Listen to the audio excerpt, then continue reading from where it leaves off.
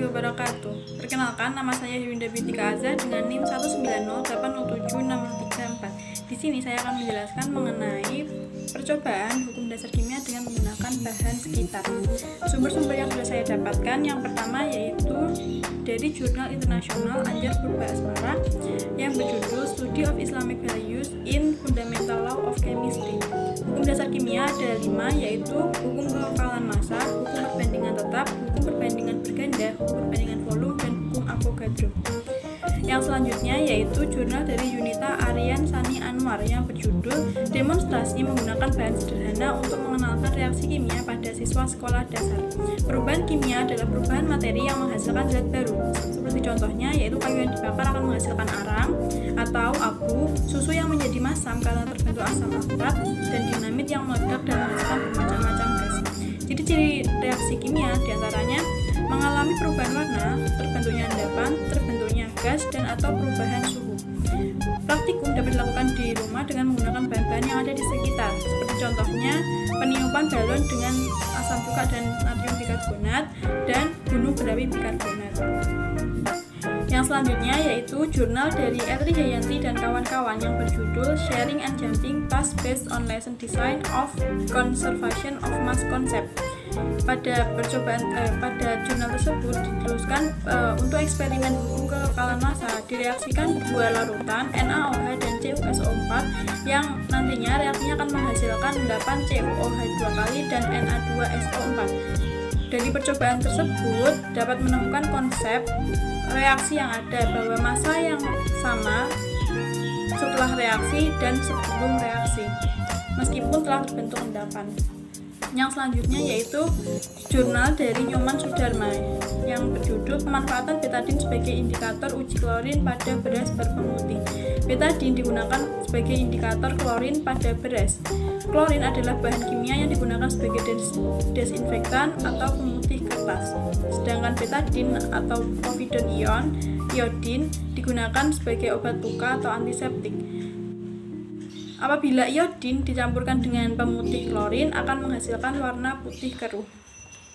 Yang selanjutnya yaitu jurnal dari Mia Aina yang berjudul Uji Kualitatif Vitamin C pada berbagai macam makanan dan pengaruhnya terhadap pemanasan. Betadin digunakan sebagai indikator keberadaan vitamin C.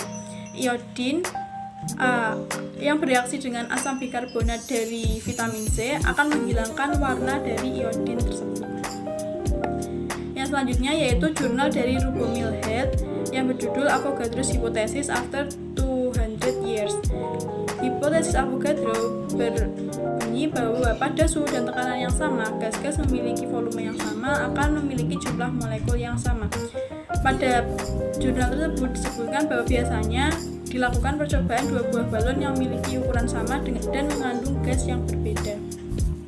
Yang selanjutnya yaitu jurnal dari Irwan Nugraha yang berjudul Upaya Peningkatan Minat Belajar Siswa Sains untuk melalui percobaan sains sederhana dengan menggunakan alat bekas pakai dan bahan sehari-hari.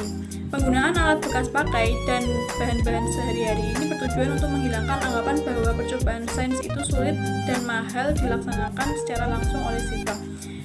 Contoh dari percobaannya yaitu peniupan balon dengan menggunakan asam cuka dan soda kue. Asam asetat dan natrium bikarbonat dapat bereaksi dan membentuk natrium asetat, air, dan karbon dioksida.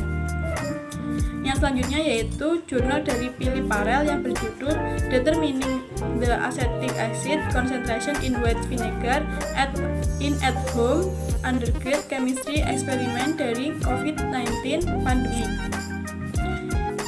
Pada penentuan konsentrasi asam asetat dilakukan titrasi biasanya menggunakan NaOH. Namun karena NaOH berbahaya dilakukan di luar laboratorium digantikan dengan menggunakan baking soda atau natrium bikarbonat dengan indikator alami kubis umum. Yang selanjutnya yaitu jurnal dari Ayu Ainar Lida Fitri dan kawan-kawan yang berjudul Pengaruh Penambahan Air Limbah Tahu terhadap larutan garam soda kue dan cuka sebagai larutan elektrolit. air limbah tahu merupakan hasil penggumpalan kedelai dengan menggunakan cuka, sehingga asam pada air limbah tahu dan larutan baking soda akan menghasilkan larutan elektrolit yang lebih kuat sehingga dapat menaikkan arus dan tegangan untuk menghidupkan lampu LED. Yang selanjutnya yaitu jurnal dari Karina Muli, penentuan konsentrasi ragi pada pembuatan roti. Ragi berfungsi sebagai pengembang adonan roti dengan mengkonversi pati menjadi gula. Kemudian gula dikonversi menjadi alkohol dan CO2. Semakin banyak ragi yang digunakan, maka akan semakin banyak produksi CO2. Gula berfungsi sebagai makanan ragi untuk membantu jalannya proses fermentasi sehingga adonan roti dapat mengembang.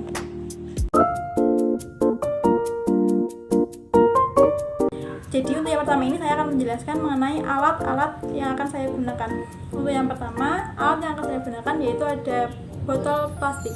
Jadi di sini saya menggunakan 2 botol plastik. Jadi gunanya botol ini untuk menampung larutan yang akan digunakan untuk praktikum nanti. Yang kedua yaitu ada gelas.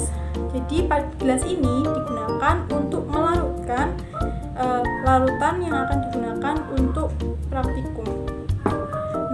Kemudian yang ketiga, saya menggunakan balon. Nah, pada praktikum ini saya menggunakan 2 buah balon.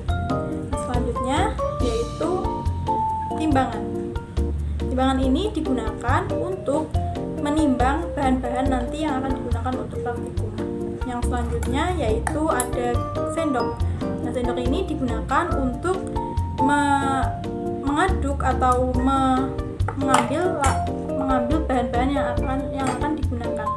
Nah, untuk bahan-bahan yang akan digunakan, yang pertama ada tepung maizena untuk praktikum nanti. Yang kedua ada betadine. Nah, yang selanjutnya ada ragi. Nah, pada praktikum ini saya menggunakan dengan merek Fermipan. Yang ketiga yaitu ada gula. Nah, yang terakhir ada air.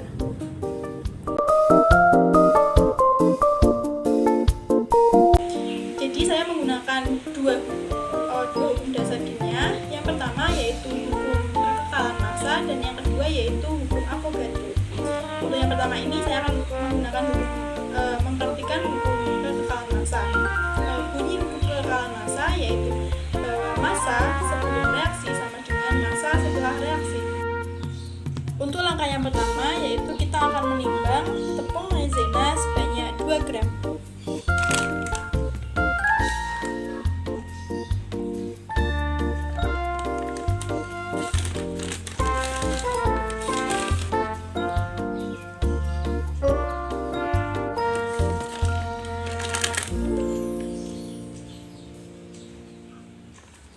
Kemudian yang selanjutnya kita akan membuat larutan betadine.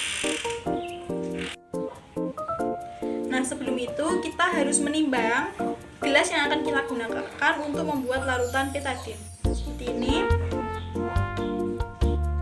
Nah, kemudian timbangan tersebut harus dinolkan sehingga nanti pada saat pengukurannya gelasnya tidak terhitung. Jadi seperti ini kita nolkan terlebih dahulu.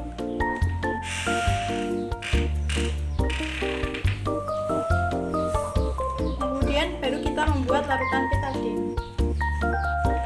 Kita tuang air secukupnya pada gelas.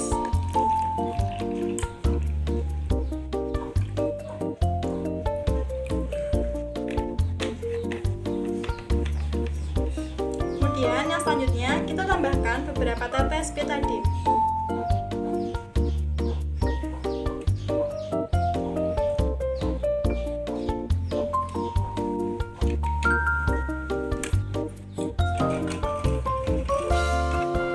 Kemudian kita aduk hingga tercampur.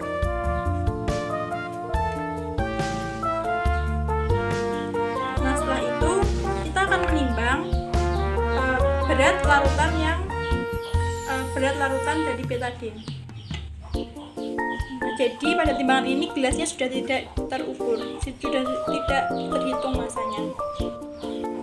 Jadi beratnya larutan betadine adalah 65 gram.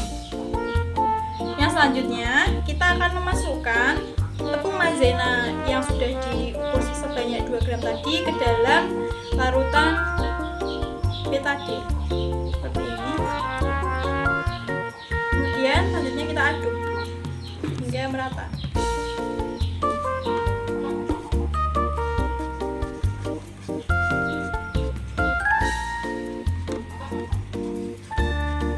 Nah, terjadi perubahan warna dari yang tadinya coklat bening sekarang menjadi warna ungu tua. Nah, langkah yang selanjutnya yaitu kita akan menimbang massa dari larutan yang sudah dicampur dengan betadine dan tepung maizena.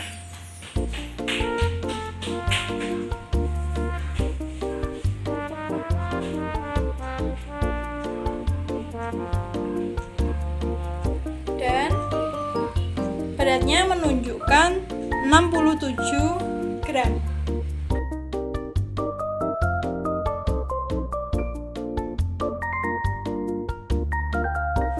Untuk yang selanjutnya yaitu hukum Avogadro.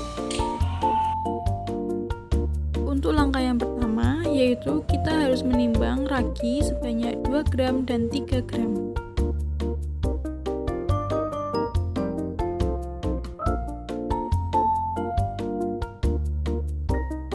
Kemudian ragi yang telah ditimbang dimasukkan ke dalam balon.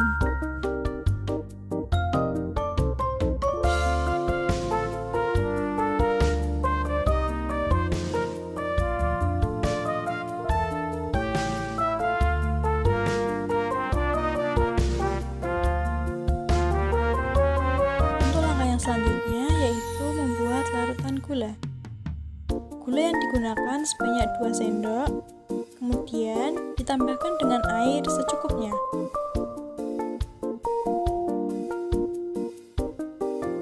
Aduk larutan gula hingga larut sempurna.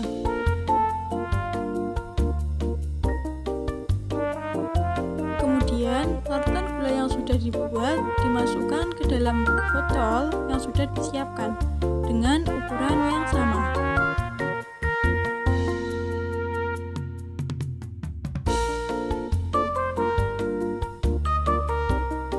Langkah yang selanjutnya yaitu masukkan ragi ke dalam botol yang sudah berisi air gula.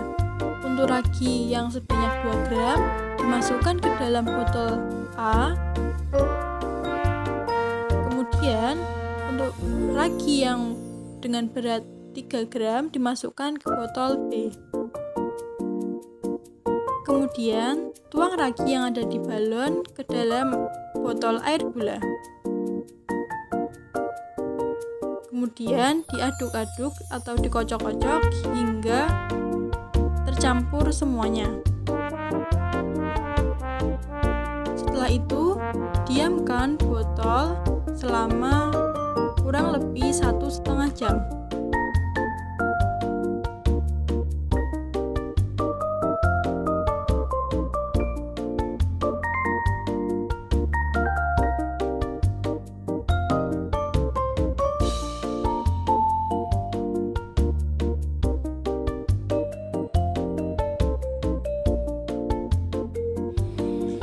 Setelah ditunggu 1,5 jam, hasilnya seperti ini. Balon yang berisi ragi sebanyak 2 gram lebih kecil daripada balon yang berisi ragi sebanyak 3 gram.